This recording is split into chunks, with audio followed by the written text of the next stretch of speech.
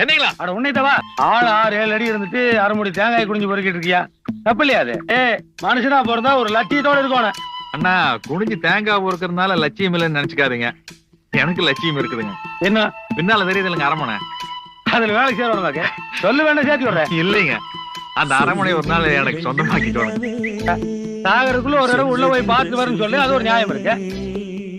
சொந்தமாக்குறானாமா முடியுமாட உன்னால?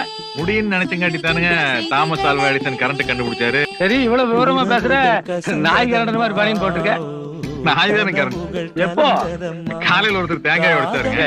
அதை பொறுக்கிறதுல எனக்கு நாய் சரியானு போட்டு நாய் ஜெயிச்சிருச்சாக்க? இல்லைங்க, நான் தானே ஜெயிச்சேன்.